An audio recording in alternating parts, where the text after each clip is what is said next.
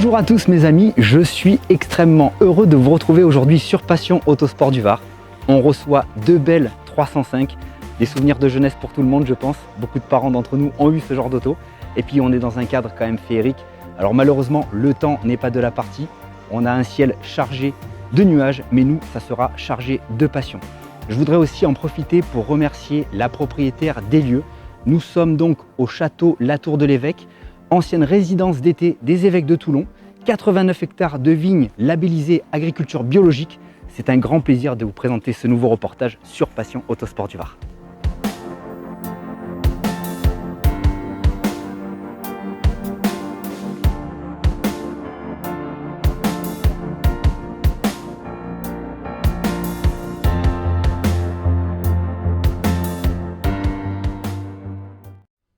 Bon, ça y est, on est de retour. Eh bien, c'est un plaisir et j'espère pour vous, mais alors pour nous, c'est géant. Donc, on va commencer cette petite saison nouvelle par deux familiales qui nous ont emmenés à l'école, qui nous ont baladés, emmenés en vacances, qui ont permis à nombreux parents d'aller travailler. Et c'est des besogneuses, c'est des Peugeot. Alors, ces Peugeot, eh bien, il y a toute une série de modifications, il y a toute une histoire. Et on va essayer de se remonter ça, parce que c'est pas si simple que ça. Alors, déjà, ces sièges là, ça c'est du confort à la française. Qu'est-ce qu'on est bien. Bon, 304, 305, c'est des cousines. La 305 est la petite fille de la 304. La 304 elle-même venait de la 204. Et déjà entre la 204 et la 304, il y avait des modifications, c'était moderne, mais la base était quand même pas loin d'être la même. La 304, elle a eu ses années d'exercice, et la 305 déboule en 1977. Alors 1977, vous allez me dire, on est en pleine vague disco, et cette voiture, elle est d'un classicisme extraordinaire. Effectivement, c'est une Peugeot. Une Peugeot, c'est sérieux. Une Peugeot, ça se mérite. Et une Peugeot, c'est robuste. C'est pas forcément marrant, mais enfin, en attendant, le matin, on met la clé, ça démarre, et ça emmène la famille. Alors, 77, donc ça déboule. Cette voiture aura une durée de vie assez longue, puisqu'en fait, on va la faire jusqu'en 1990, puisque le break sera la dernière série des 305, et on va clôturer, on va terminer cette série avec le break en 1990. La phase 1 va durer jusqu'en 1982, donc cette 305 phase 1, et on va passer à la phase 2 à partir du salon 82, c'est-à-dire les modèles 83. Et alors, entre les phases 1 et les phases 2, il semblerait que ça soit super simple, les mécaniques ont changé, il y a eu plein de choses. Et puis en fait, c'est un peu plus compliqué parce qu'on a, d'après les dates du passage phase 1, phase 2, on aurait les premières phases 2, mais qui n'ont pas forcément toutes les modifs des phases 2 en plein millésime. Donc, il y a toujours des surprises. Rappelez-vous, quand la 504 était sortie, les premières avaient des trains arrière de 404. Bon, c'est Peugeot.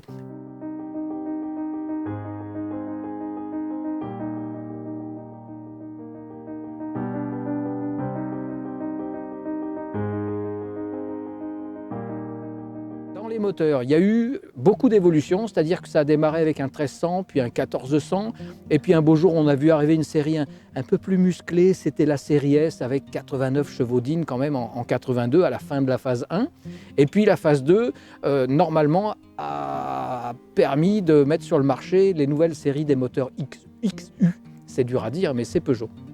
Les moteurs XU, c'est quoi? En diesel, c'était ce moteur increvable qu'on a trouvé sur les 205 diesel, le fameux XUD.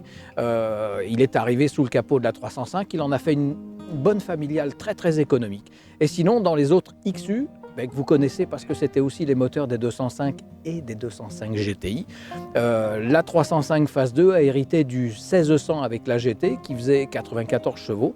Et puis, il y a eu la GTX qui était vraiment le haut de gamme de la 305, avec un 1900, le 1900 qu'on va retrouver après sur la 205 GTI 1900. Sur la 205, il faisait 130 chevaux, et sur la 305, l'injection avait été remplacée par un carburateur Solex double corps. Et en fait, cette voiture faisait une puissance qui était moindre, qu'elle faisait 105 chevaux, mais ça restait une voiture très équilibrée. Chose amusante, c'est que la GTX avec ce moteur avait des trains révisés, avait un intérieur vraiment reconçu avec tableau de bord de 205 GTI. La GTX était quand même une petite berline familiale, mais bien vitaminée et très très bien équipée. Alors, cette GTX, elle va exister, c'est amusant, en 2 puissances fiscales, elle sort en 8 chevaux, et puis elle va passer en 87 en 9 chevaux fiscaux, alors qu'à l'époque, les chevaux fiscaux, les gens y faisaient très attention, parce que ça conditionnait le prix de la vignette, l'assurance, etc. Il y aura 3 ans de production pour la GTX, et puis finalement, c'est pas la plus rare, parce qu'il y a une toute petite série de 305 qui est introuvable aujourd'hui, c'est la GT. Alors, il y a eu la GT qui était une présentation plus simple, mais avec le moteur 1900. Et cette GT 1900 n'avait pas les évolutions de châssis et d'intérieur de la GTX, mais elle avait le moteur. Elle a été fabriquée pendant 1 an et il y en a eu très très peu. La 305, c'est une familiale. Elle a permis, donc, comme je vous le disais, à plein de familles de partir en vacances, d'aller bosser, d'aller à l'école. Elle a eu un usage qui fait qu'elles ont toutes beaucoup roulé. Il y en a très peu encore en circulation. Et aujourd'hui, alors celle-là, je vous lis le kilométrage. 15 961 km. Il y a encore les plastiques dedans. Elle est neuve.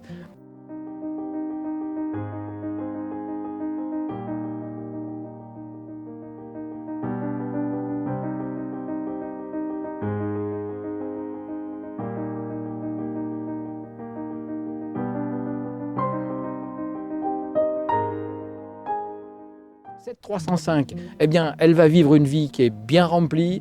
Et puis la 405 va arriver en 87. Les ventes vont commencer à tomber. Et puis voilà. Donc le coup de grâce, ça va être l'arrivée de la 309. Et les concurrentes, ça sera la BX et la Sierra et la R18. Et elle a une fin de vie. Bon, elle va être remplacée par des générations beaucoup plus modernes. Et c'est une auto qu'on accueille avec beaucoup de plaisir aujourd'hui. Voilà. Le coup de crayon, le dessin, il vous rappelle quelque chose. C'était du centre de style de chez Peugeot et de Pininfarina qui ont bossé ensemble. C'était une traction avant, moteur transversal. Et la 305 a inauguré quelque chose chez Peugeot. C'était la fabrication et l'intégration dans le dessin de la voiture de zones à déformation programmée en cas d'accident. C'est les premières Peugeot avec justement ces caissons faits pour protéger la cellule dans la voiture en cas de choc frontal ou choc arrière. Donc ça, c'est une innovation. Mais chez Peugeot, les innovations, on n'en parle pas beaucoup. On est classique, on est robuste et on est sérieux. Sur ce, on va se quitter. On va laisser les propriétaires vous détailler leur voiture. Et puis, comme je vous l'ai dit tout à l'heure, c'est un super plaisir de vous retrouver.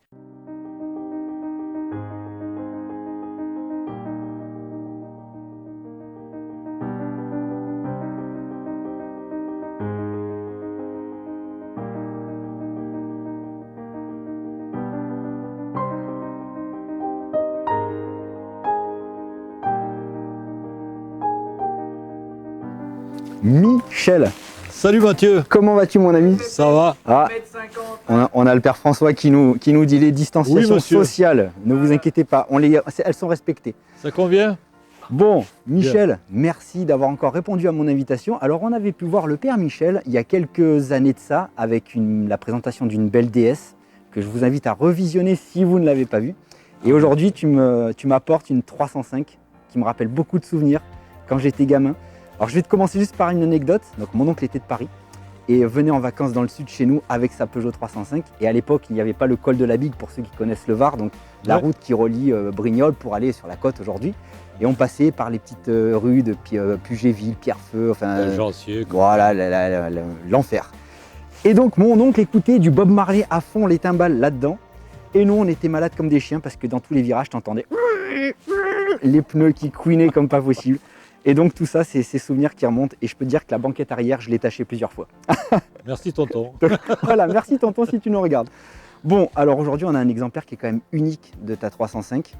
Déjà, dans un premier temps, comment tu la trouves cette voiture? Ah, alors là, il y a une belle anecdote. Parce que c'est pas ce que je cherchais. Je cherchais même pas, à vrai dire. J'ai un ami qui achète une propriété, une maison, quoi, dans laquelle était édifié un hangar. Et dans le hangar, dans ce fameux hangar, il y avait cette voiture 305 SR plus une 304. Le garçon que je connais très bien, il m'a dit moi c'est pas sportif, je vais me séparer de mes voitures. Donc il m'a présenté cette voiture et puis on a fait affaire parce que de toute façon c'est un exemplaire qui est aujourd'hui à mon avis peut-être unique. Dans cet état, Dans c'est cet même état, bien certain. sûr. Je pense que le seul qu'on peut voir, c'est à l'aventure Peugeot, quoi. Et encore, je suis même pas sûr. Oh, je pense qu'il garde un modèle chaque fois, oui, je pense. Ah oui. Je peux penser, j'ai jamais visité encore. Donc voilà, cette voiture, j'ai fait l'acquisition, maintenant ça fait plus de 4 ans. Bien sûr, j'ai passé 2 fois le contrôle technique Vierge. incroyable. Voilà, Même j'imagine. eux n'en reviennent pas au contrôle. Mais bon, au moins il se fait plaisir. Et puis moi je me fais beaucoup plaisir parce que c'est une voiture qui est tellement saine et tellement agréable à conduire. Et puis ça nous rappelle aussi les années 80 hein, où on a commencé à travailler, où beaucoup de choses se sont passées. Hein. Donc, Alors, la tienne, en plus, c'est du 25 avril 1983. Et moi, je suis du 5 avril 1983. Donc, elle a quasiment à 20 jours près mon âge. elle te doit le respect. Donc, elle me doit le respect, parce que je suis un petit peu plus vieux. Ouais, moi je suis un peu plus vieux aussi, mais bon, je dirais rien. Mais c'est pour ça que ça m'étonne de toi, Michel, parce que je connais un peu le vieux brigand qu'on a là. Et tu es assez sportif quand même dans l'âme. T'aimes bien tout ce qui est un peu Porsche. J'ai un peu lâché quand même. Hein. Ouais, mais bon, tu es quand Normal. même très sportif dans l'âme. Oui, oui, tout à fait. Donc, tu as parcouru en sport automobile. Tu as fait un petit parcours en sport automobile aussi. Oui, j'ai fait 2 grosses saisons en championnat de France de la montagne. Et on a un pilote avec nous encore aujourd'hui. J'ai gagné ma catégorie deuxième année, en catégorie CM Proto.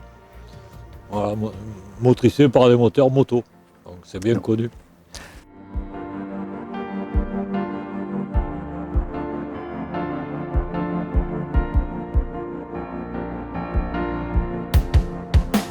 Alors, ce que je te propose, Michel, je vais te laisser dans les mains du père François, qui est impatient de faire un petit tour de caisse pour que tu puisses nous présenter les moindres détails de cette auto.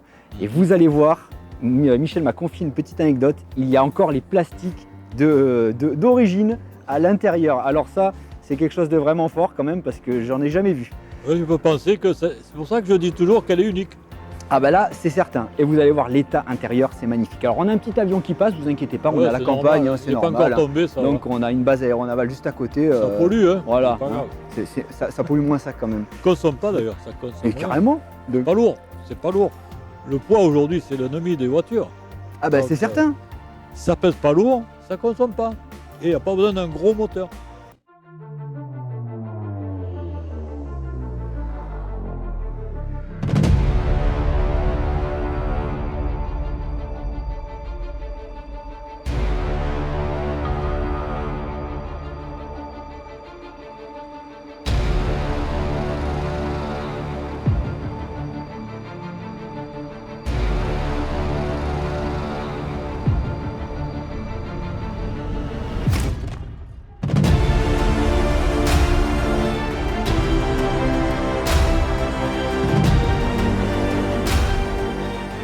Salut Michel, comment vas-tu? François, comment vas-tu? C'est un ça plaisir. Bon, on reste à 1m50 hein, comme on a dit. Au moins. Bon, au moins, dis-moi un 50. truc. Elle a l'air flambante, mais elle n'a pas que l'air, elle est flambante. Je suis curieux de voir comment c'est sous le capot. Est-ce que c'est à l'avenante du reste? Tu vas découvrir tout ça. Fais-moi la surprise. Hein? Fais-nous la surprise parce qu'on est un paquet là. Alors, il doit y avoir une manette, mais à chaque fois, je Ouais. vais jamais du bon Et côté. c'est jamais à la même place, donc on va trouver de suite. Voilà, Putain, je retrouve. Voilà, extra. Oh là là, la petite Le- béquille. il y a encore le petit clip, c'est tout. Bon alors, finalement, on mangerait dessous. Presque. Tout a l'air absolument neuf. Regarde, regarde, regarde. La tresse de masse, même les caoutchoucs du support moteur sont pas Ça. craquelés. La petite bonnette de la tête d'allumeur, c'est incroyable. Il y a même l'antiparasite, le petit ballast pour la bobine. Regarde, la durite Kléber, elle est de 0283, février 83, Kléber Industrie. C'est incroyable. La petite clé à bougie. Il y a la qui clé va à bien. bougie, et la clé à bougie, ah là là là là. Et là, hop, la petite peinture au pochoir avec le code de teinte et tout. Je vous dis pas le passage de la cour. Hein. Alors, le gars qui a pondu le système de courroie avec les renvois, il devait travailler chez Barilla pour les tagliatelles à l'époque, là, parce que c'est pas possible. Et tu sais qu'au dernier moment, ils se sont dit, bon, on la fait passer où? Bah attends, bouge pas, je vais te faire un renvoi. Ah, c'est incroyable. tous les détails, les petits clips, regarde ça là. Oh là là là là, tout ce qui est cadmier est comme neuf. Regarde un peu les réglages des... Je suis vert. En fait, on a vraiment l'impression qu'elle mérite d'être dans une concession, cette auto-là. Eh ouais, extra. Il y a encore les coups de marqueur jaune du contrôle qualité à droite et à gauche. Ouais. Ah, je suis vert. Même la plaque de châssis, elle a l'air neuve. Et c'est une vraie, avec les vrais rivets. Hein, donc, il n'y en a pas deux. Dans celle-là, on est tranquille. Hein. Regarde la plaque de châssis ici. Exceptionnelle. Elle est exceptionnelle. Bon, j'imagine qu'elle dort à l'abri. Bien entendu. Chez toi, comme elle a Obligatoire. toujours dormi à l'abri, cette auto-là. Oui, Oui, absolument. elle était sous bâche, tu m'avais Oui, dit. voilà. Alors, à conduire, c'est comment? Parce que toi, tu as quand même conduit un tas de trucs qui existent. Et puis, ce qui est amusant, c'est que tu as aussi la concurrente de l'époque. Tu as la 18 GTS Oui. et tu as celle-là. Alors, quand on s'assoit dedans, déjà, le ressenti, c'est comment entre les deux, les deux concurrentes? C'est très dur aujourd'hui à comparer parce que je préfère de loin la 305. Ah, tu es plutôt Peugeot alors? Non, je suis plutôt cette voiture parce qu'elle est tellement agréable à conduire, Ouais. tellement confortable. Tous les plastiques, tout le ressenti qu'on peut avoir dans une voiture ancienne, Oui.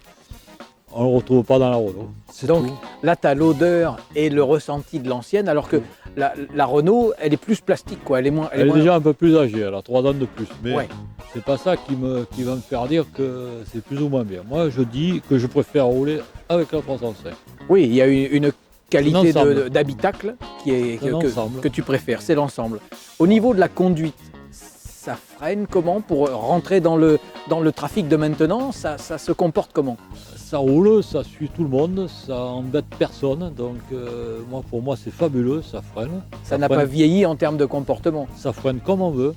Les embrayages sont très agréables, très souples. La direction qui n'est pas assistée est bien plus agréable quand même, puisque Oui. ça évite toutes les pannes hydrauliques et compagnie.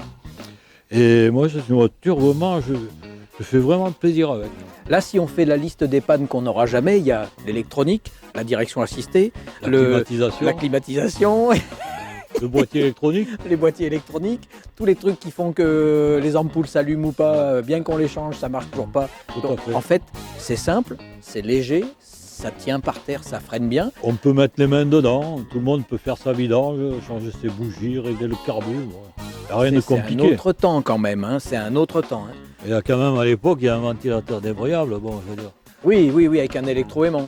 tant qu'il n'est pas chaud, il ne déclenche pas. Donc, Donc ça consommait pas, ce qui était tout à Ah fait non, logique, quoi. ça Tiens, consomme regarde, rien. Mathieu, tu vois, on a les pales et il y a un petit électroaimant qui fait que quand c'était chaud, clac, ça crabotait et ça faisait bouger Voilà. l'hélice. ce qui Sinon, fait qu'il chauffe beaucoup plus vite.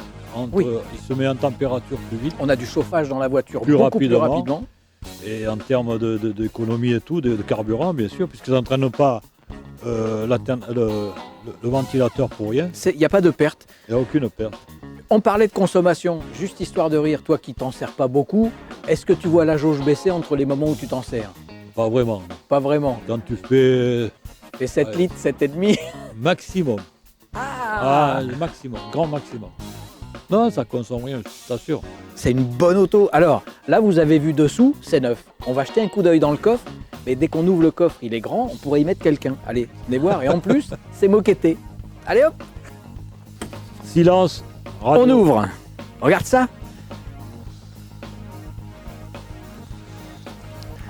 Donc là, on a vraiment la place de mettre les bagages de la famille. La moquette, attends, mais c'est de la moquette d'appartement bientôt. Et puis c'est il y a les plastiques, regarde, il y a le cric, il y a tout, il y a le ressort pour tenir la manivelle. C'est incroyable, incroyable. Je vois qu'il y a un petit extincteur. T'es un garçon prudent, toi.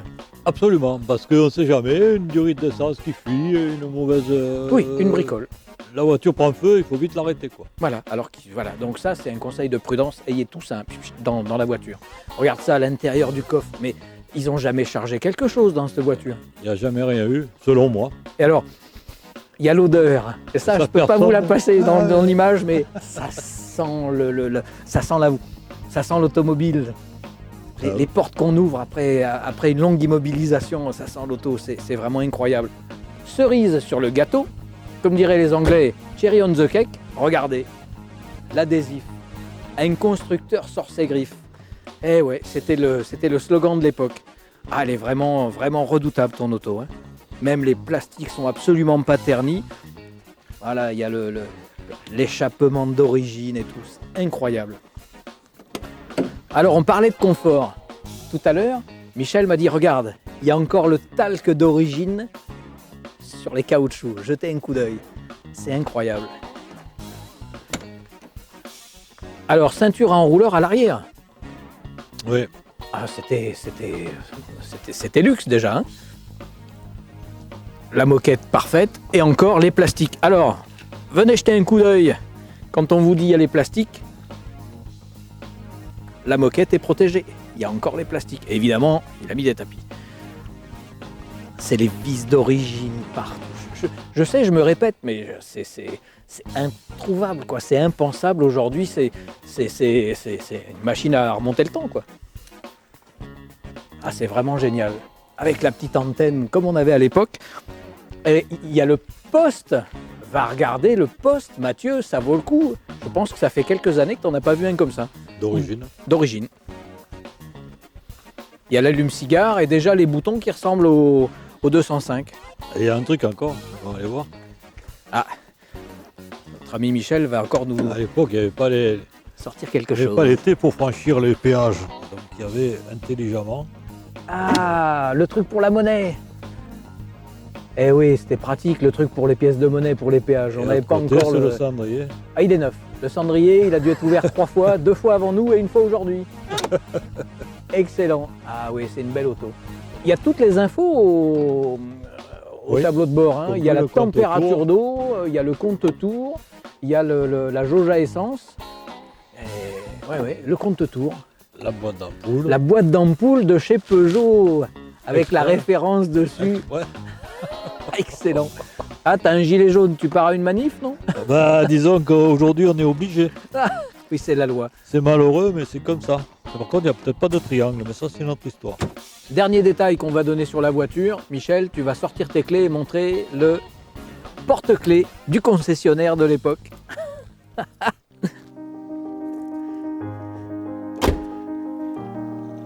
Faire un demi-tour. Eh oui, Peugeot Talbot. Excellent. Ah là là là là, on voyage dans le temps, là.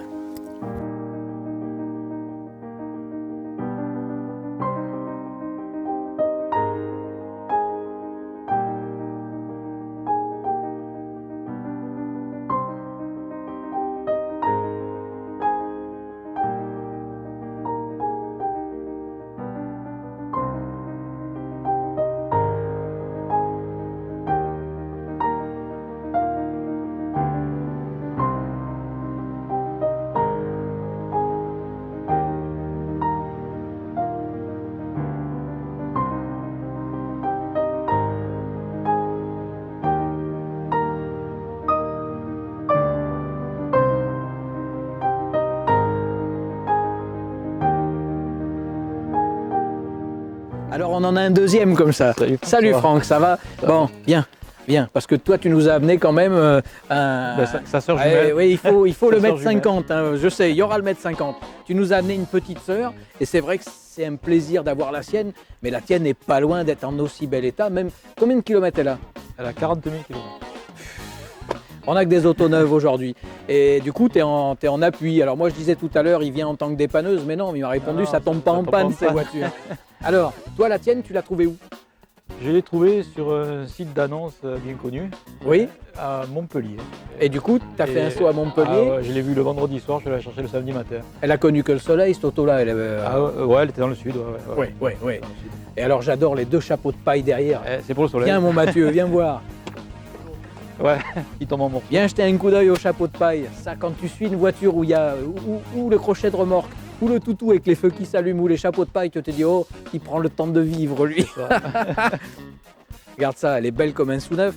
Alors cette auto, tu roules avec. Les impressions de conduite, c'est un peu les mêmes que c'est les Michel. mêmes que Michel. C'est d'un confort extraordinaire. C'est un plaisir de rouler là-dedans. Vous voyez, aujourd'hui, on n'aura pas de critique. Hein. Ils sont tous emballés par leurs autos. Hein.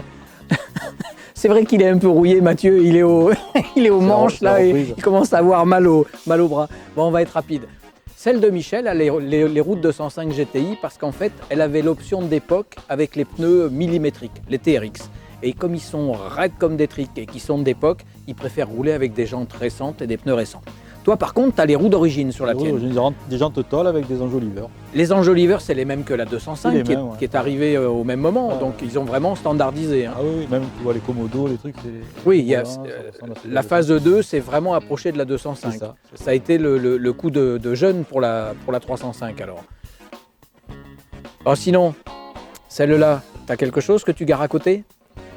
T'as une autre ancienne ou c'est... Ah, j'ai d'autres anciennes, oui. Alors oui, qu'est-ce que tu as? Parce que là maintenant on parlait un peu du bonhomme parce que les autos on en a fait le tour. Ouais, ben, Mathieu avait déjà fait un reportage avec ma 4 chevaux. 4 chevaux. Et puis j'ai une traction, j'ai 4L, ouais, un peu tout ce qui touche à l'ancienne. Hein. Quand tu roules avec celle-là par rapport aux autres, fais-nous un petit topo. Ça, c'est une voiture moderne. Oui. C'est une voiture moderne, donc ça s'intègre parfaitement au paysage d'aujourd'hui. On n'en gêne pas et c'est une voiture moderne, mais sans les problèmes des voitures modernes d'aujourd'hui. Voilà. Il n'y a pas d'électronique, il y a rien. Et en fait, tu as le même ressenti que Michel qui dit que c'est une voiture légère, nerveuse, qui freine, qui tient par terre Et qui ne consomme pas. et qui consomme pas. Ben voilà. Et qui pollue pas, je ne sais donc. pas si 40 ans après, on a réussi à avoir la même réussite dans l'équation. On a des voitures qui sont des monstres, qui sont très lourdes, énormes, qu'on ne peut plus garer nulle part. Et ça, c'était de la familiale, quoi. Il y avait de la place. Hein.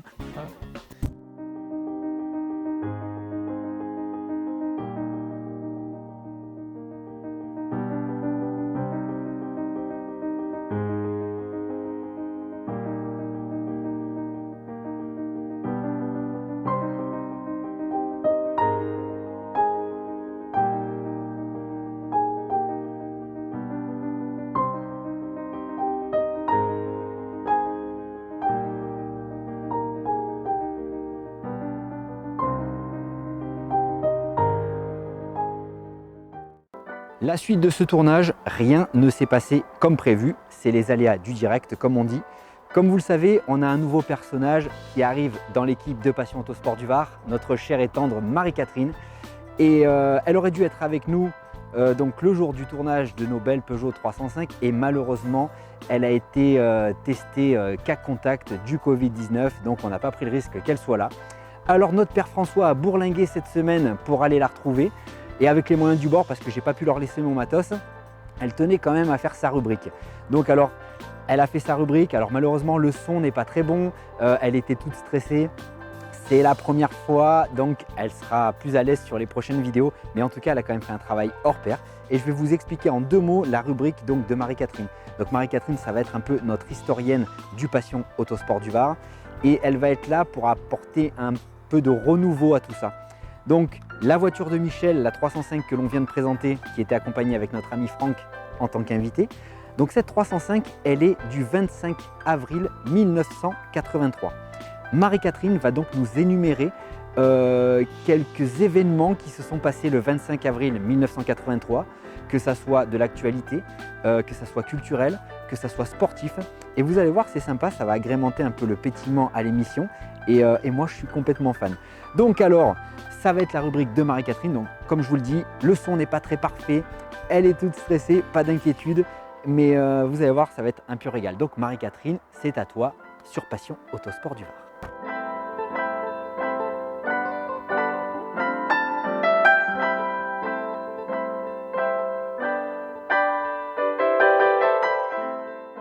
Eh bien, je suis sortie de ma quarantaine saine et sauve et ça n'est pas une petite pandémie mondiale qui va nous arrêter. Alors, le 25 avril 1983, qu'est-ce qui s'est passé sur la Terre?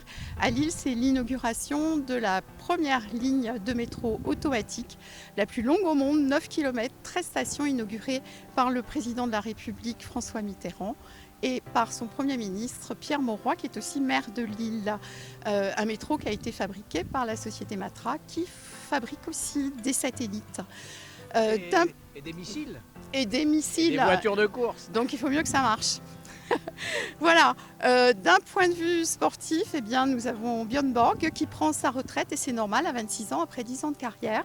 Un très très beau palmarès, il a été nommé 5e joueur mondial sur 40 et sur 40 ans et ça va permettre à notre Yannick Noah national de gagner Roland-Garros cette année-là. C'est aussi Claude Brasseur et Jackie Hicks en 1983 qui gagnent le Paris-Dakar. C'est leur 3e édition et c'est la bonne. D'un point de vue culturel, c'est l'été meurtrier de Jean Becker avec une Isabelle Adjani absolument incandescente, un Alain Souchon extrêmement mignon, mais surtout très bon acteur, et puis Ciao Pantin avec un Coluche dans un registre qu'on n'attendait pas, où on ne l'attendait pas. Et puis surtout, c'est Christine, un film de John Carpenter, 1983, qui va relancer sa carrière. John Carpenter, c'est le spécialiste des films d'horreur. Alors Christine, qu'est-ce que c'est? C'est une Chrysler de fou. C'est une Plymouth Fury. C'est l'histoire d'une voiture absolument démoniaque qui est habitée par un démon qui va prendre possession d'un jeune adolescent mal dans sa peau, qui va l'acheter, qui va la restaurer. Alors pourquoi une Plymouth Fury? C'est Stephen King qui est l'auteur du roman éponyme qui l'a choisi. Il a choisi une voiture qui n'est pas très connue, sur laquelle on va pouvoir construire un nouvel imaginaire. Et cette voiture, elle a des ailerons partout, des chromes partout, elle est parfaite et surtout elle est rouge. C'est Stephen King qui choisit la couleur de l'enfer. C'est une couleur qui n'apparaît pas au catalogue. Alors on en achète 38, la production en achète 38, c'est 15% du budget, c'est énorme. Alors pourquoi 38? Parce qu'on va les casser et il y en a certaines qui vont servir de banque de pièces de rechange. Il va en survivre 4 qui vont servir à la promotion du film sur tous les États-Unis. Pour avoir les 38, on est obligé de passer des annonces parce que c'est pas une voiture courante. Je ne sais pas si j'ai dit, mais c'est une voiture de 1958 et on va les trouver les 38, on va en garder 4 et d'ailleurs en janvier ou avril 2015, il s'en est vendu une aux enchères 198 000 $, ce qui est 4 fois le prix de ce type de voiture. Alors, comment on fait? On n'a pas d'effets spéciaux à l'époque, on va en déshabiller une, on va mettre des vérins partout, on va lui remettre une carrosserie en plastique et on va déformer cette carrosserie, absolument. C'est incroyable parce qu'elle est écrasée, elle se redéplie. Alors moi, comment on fait? J'étais horrifié quand j'ai vu ça. Je dis mais en plus, elle tue les filles qui s'asseyent dedans. Elle est très jalouse, elle est très possessive et très jalouse. Alors comment on fait? En fait, on passe le film à l'envers et en accéléré parce qu'on n'a pas d'image de synthèse à l'époque. Alors ce qu'il faut savoir aussi, c'est que la production n'aimait pas le bruit du moteur. Le V8 de la Plymouth Fury de 1958 n'était pas assez sonore et on l'a remplacé par le moteur d'une Ford Mustang de 1970. Voilà, eh bien c'est la fin de l'intervention. C'est la fin de l'intervention, à très bientôt. Prenez soin de vous et ciao ciao. C'était une première et tu t'es bien débrouillé. Ça marche. Bon écoute, sur ces bonnes paroles, je crois qu'on a des Lotus Esprit sur le feu un de ces jours là. Enfin je devrais pas le dire, c'était une surprise. Non, c'est un secret. Chut. C'est un secret. Bon alors. C'était sympa, non? C'est un peu la fin de la première là. Bah oui, mais... Vous n'êtes pas trop à votre place là. Vous partiriez pas avec la voiture du voisin, veuillez respecter un peu la distanciation et puis vos autos quand même. Je pense que ça sent les sbroufs là. Hein, c'est le père Franck, ça, à mon avis, c'est invité. Deux pirates. Bon, sur ces bonnes paroles. Eh ben, écoutez, moi en tout cas, je suis très content de cette reprise donc avec François et puis Marie-Catherine, notre nouvelle équipière de Passion Autosport du Var. Je vais encore en profiter pour remercier vraiment les propriétaires du domaine de la Tour de l'Évêque. Qui nous ont reçus gentiment parce que c'est quand même un endroit féerique. Ah, j'adore le cadre. Et en plus, il y a la petite fontaine, le petit glouglou, il y a les oliviers. C'est chargé d'histoire. Il y a un amandier en fleurs. Et alors, quand j'en vois qui sont sous 10 mètres de neige en ce moment. Ouais, bon, enfants, là, on a quand même un temps de breton. Ouais. Hein. On a quand même un temps de breton, donc c'est moins cool. Mais bon. En tout cas, voilà. Donc, je vous mets le petit descriptif du site internet du domaine. Donc, vous l'avez juste devant les 2305. Comme ça, vous pourrez aller jeter un petit coup d'œil. Et puis, il y a du bon rosé, il y a du bon rouge, il y a du blanc. Et à consommer sans modération. Sans modération. Quand on voit où ça mène, hein, non, voilà. Ne le faites pas, regardez-le, vous allez... Non. Bon, sur ce, moi je vous dis rendez-vous d'ici une quinzaine de jours, Père François. Exactement. Et là, on n'annonce pas, on garde la surprise. Non, on va faire dans le coloré, j'en dis pas plus, bas, pas très logeable, le contraire parfait de la familiale, plutôt un truc façon, comment dire, pompe à feu. Voilà, c'est tout, je vous en dis pas plus. Pompe à feu, ça me va. Pompe à feu anglaise. Allez. Je vous ai rien dit là. Hein. Bon, allez. Tu parles trop, tu t'es. Terminé. À bientôt sur Passion Autosport du Var. Michel, tu vas à côté parce que maintenant c'est moi qui rentre avec, d'accord?